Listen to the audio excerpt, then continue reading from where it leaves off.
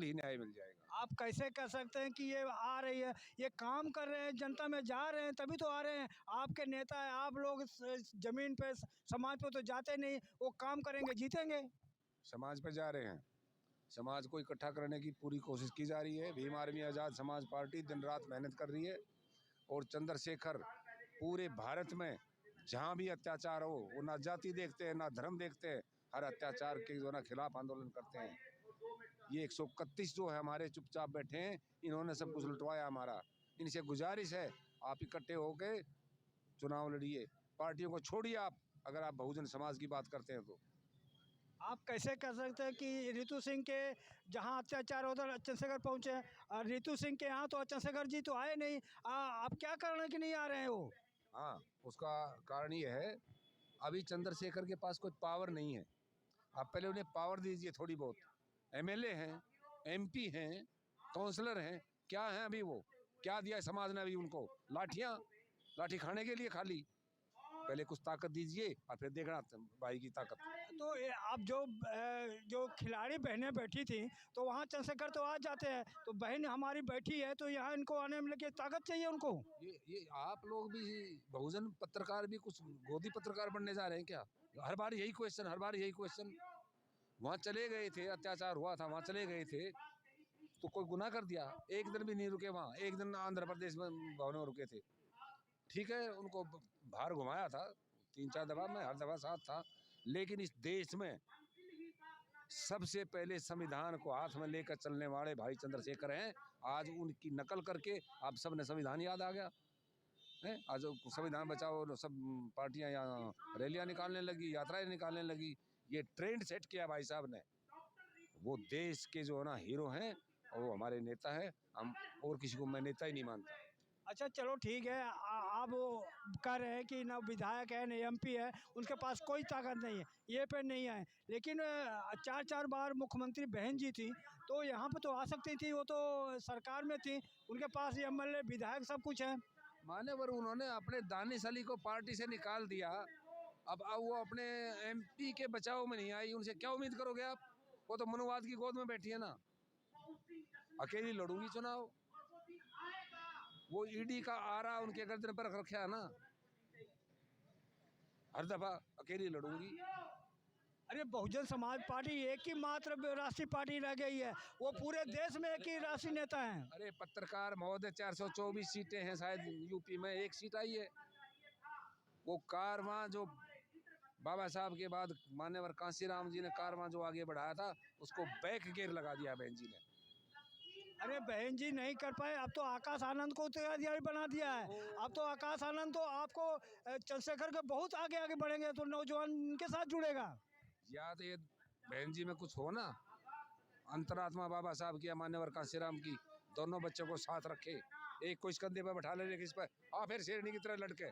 अगर तू अरेस्ट भी हो जाएगी तो ये 85% समाज जेल तोड़ कर निकाल लेंगे बहन जी को। लेकिन डरती है, क्यों डर रही है? किससे डर रही है? बहन जी डरती हैं? अकेली चुनाव लड़ रही है, इसका मतलब क्या है बताइए?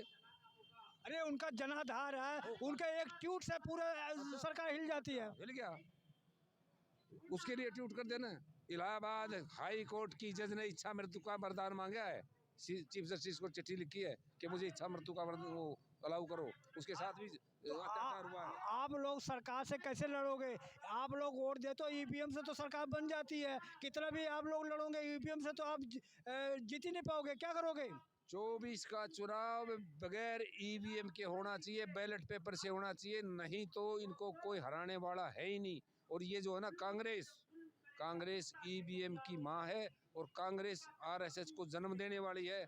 आरएसएस का जन्म एज ए जनसंघ 1925 में हुआ था।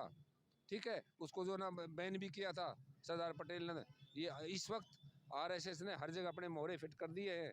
आप गुलाम हो चुके हैं। रवीश कुमार ने बोला था ये वर्ड, उनको कोट कर रहा हूँ मैं।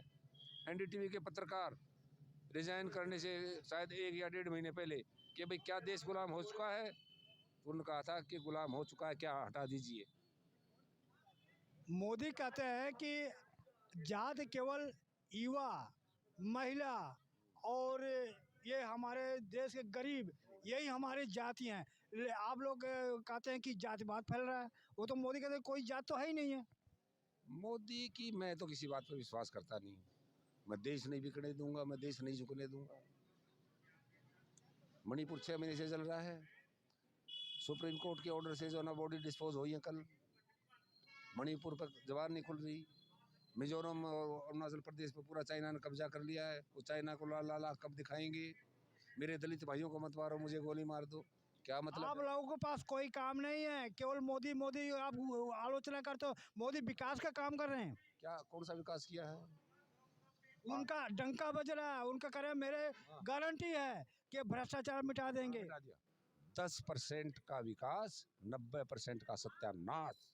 आपकी नौकरी खत्म, आपकी शिक्षा खत्म, आपका स्वास्थ्य खत्म, आप बेरोजगारी पर। ये 4 बच्चे कैसे चले गए पार्लियामेंट के अंदर? मैं उनको सलाम करता हूँ। ये जो 4 बच्चे गए थे ये प्लीज प्लीज, हाँ बोलिए। उन्होंने उस दिन की याद दिला दी है। भगत सिंह ने जैसे असेंबली में बम फेंका था, वो किसी को मारने के लिए नहीं फेंका था। इन बच्चों ने भी वही काम किया है। ये सारे बच्चे पढ़े लिखे हैं, बेरोजगार हैं। वो 2 करोड़ नौकरियां हर साल दूंगा, मैं कहाँ गया वादा? वादे बहुत हुई महंगाई की मार अब मोदी सरकार। एक वादा बताइए मुझे, 14 से पहले जो वादा किया था वो ये पूरा किया है? एक बताइए, बताइए आप। राम मंदिर बना दिया, अरे जहाँ भी आज माथा ऐसे रंग लिया, कभी ऐसे रंग लिया। ये अरे भाई अरे रुको रुको पत्रकार महोदय, रुकिए आप। ये 51A भारतीय संविधान का आर्टिकल 51A का रोज उल्लंघन कर रहे हैं हमारे माननीय प्रधानमंत्री जी। वो एक धर्म के नहीं है, वो सारे धर्मों के, सारे देश के प्रधानमंत्री है, माननीय प्रधानमंत्री है। उन्हें सबको साथ लेकर चलना चाहिए।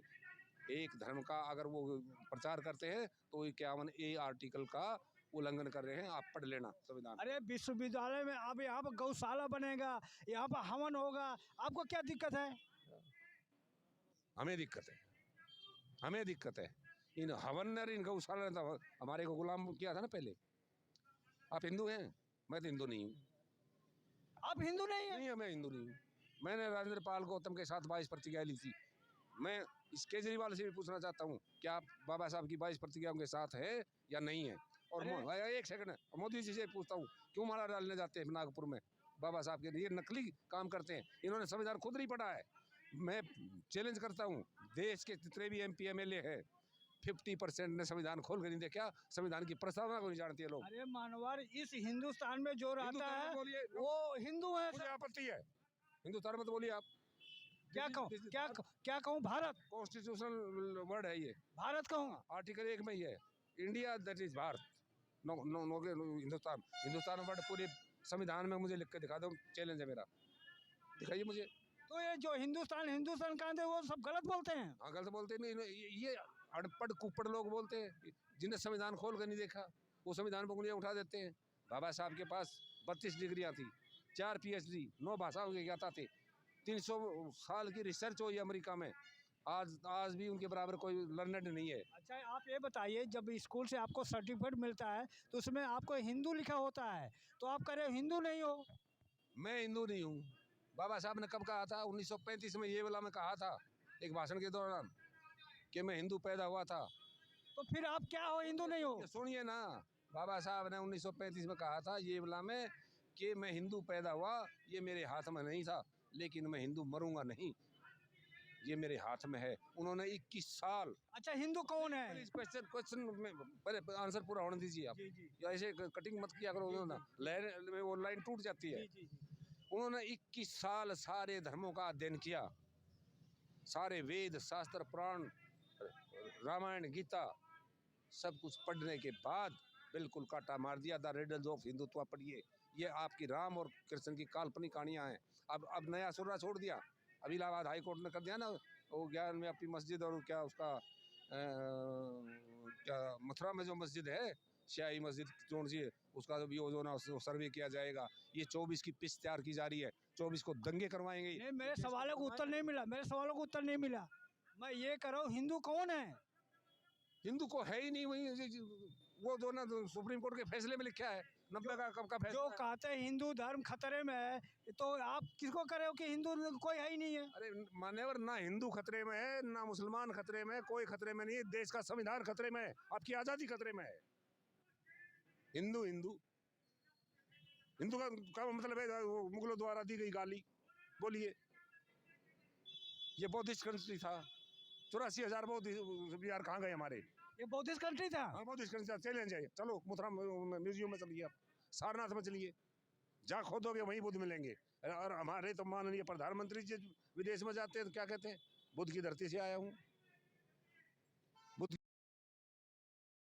शासन अच्छा नेता मिल गया है, अब तक चंद्रशेखर के साथ हमने गलती की है, ऐसे लोग कह रहे हैं। मान्यवर, आपकी जानकारी के